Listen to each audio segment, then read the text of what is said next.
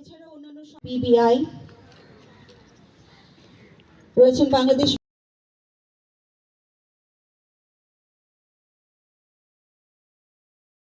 বাংলাদেশ জাতীয় সম্মানিত সাধারণ সম্পাদক জননেতা জনাব মির্জা ফয়সাল আমিনের নেতৃত্বে বাংলাদেশ জাতীয় মির্জা ফয়সাল আমিনের নেতৃত্বে পুষ্পস্তবক অর্পণ করার জন্য তারা এগিয়ে চলেছে। পুষ্পস্তবক অর্পণ করার জন্য এগিয়ে চলেছেন সুমন সুজন ক্যাডেট রয়েছেন।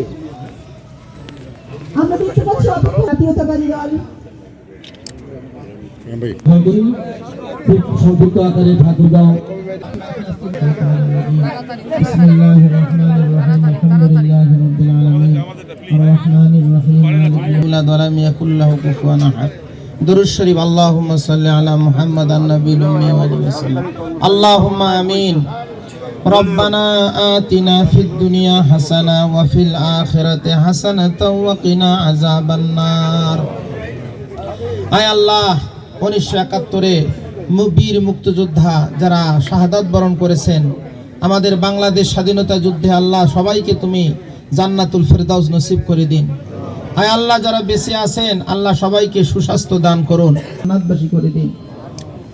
ইয়া আল্লাহ, আমাদের বাংলাদেশকে শান্তি, সুখী, সমৃদ্ধি, যারা শাহাদাত বরণ করেছেন আল্লাহ সবাইকে আল্লাহ তুমি জান্নাতুল ফেরদাউস নসিব করে দিন, সমৃদ্ধি দান করুন।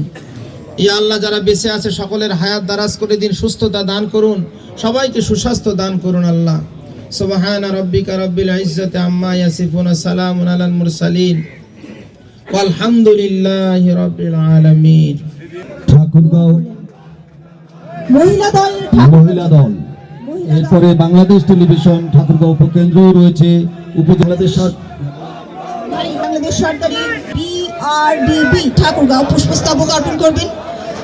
আমরা দেখতে পাচ্ছি মহিলা দল ঠাকুরগাঁও জেলা পুষ্পস্তবক অর্পণ করছে, এবং তারপরে রয়েছে সমাজসেবা অধিদপ্তর।